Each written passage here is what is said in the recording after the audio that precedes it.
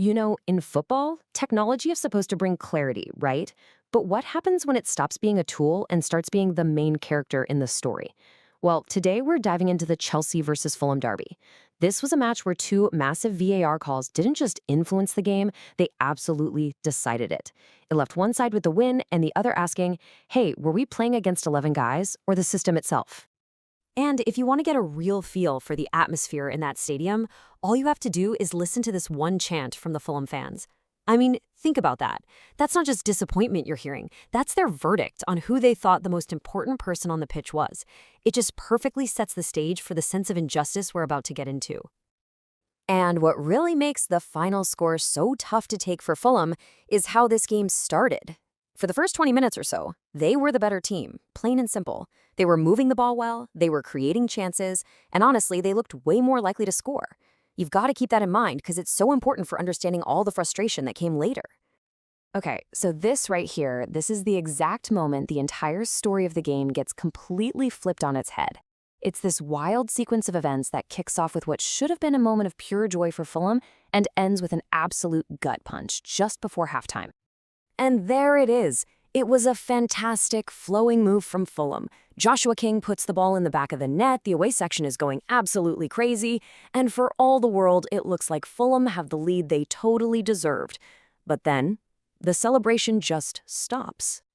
And this is where our main character, or maybe our antagonist, steps onto the stage. VAR. Now, for anyone who might not know, the video assistant referee is basically an official watching the game on a bunch of screens.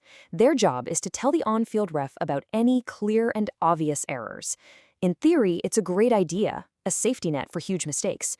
But in practice, well, let's just see what happened here. So here's where things really catch fire.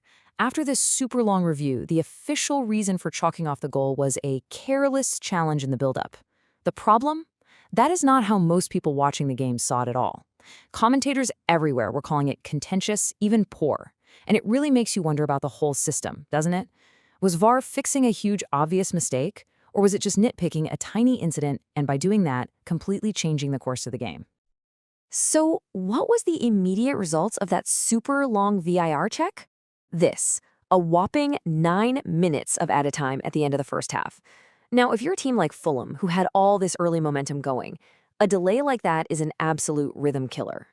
And you better believe Chelsea took full advantage of that broken rhythm. They were just let off the hook, right? So they push forward. And then deep into that added time, just seconds before the halftime whistle, a corner comes in and João Pedro heads it home.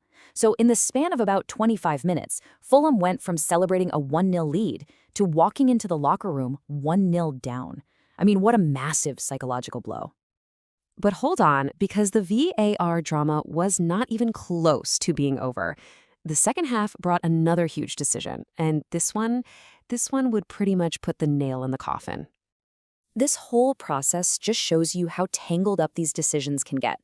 It all starts with something simple. A cross hits a Fulham player's outstretched arm.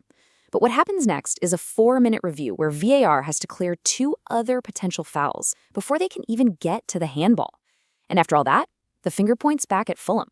Penalty to Chelsea. The man of the match, Enzo Fernandez, steps up to take it. And with all that pressure, all that controversy swirling around, he just calmly sends the keeper the wrong way.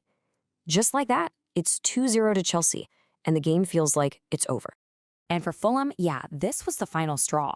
I mean, think about it. You start the game so well, you have a goal controversially taken away, and now you give up a penalty like this. You could literally see their spirit break. From that point on, the fight just went out of them, and Chelsea could just coast to the finish line. So, when that final whistle finally blew, what were the big takeaways? Let's take a second and break down what this whole thing means for everyone involved. This table really says it all, doesn't it? It's like 2 completely different stories from the same match. For Chelsea, yeah, you could call it a dirty win. It wasn't pretty, but hey, they showed some resilience and they got the 3 points. But for Fulham, the feeling was just overwhelming frustration. They walked off that pitch feeling, and probably rightly so, that they were totally hard done by, that the result was basically taken from them. And you know, it's a real shame the controversy just swallowed the game whole, because there were some great individual performances out there. João Pedro was huge for Chelsea at both ends of the pitch, Enzo Fernandez was absolutely man of the match, And we even saw some flashes of real talent from the young kid, Estavo.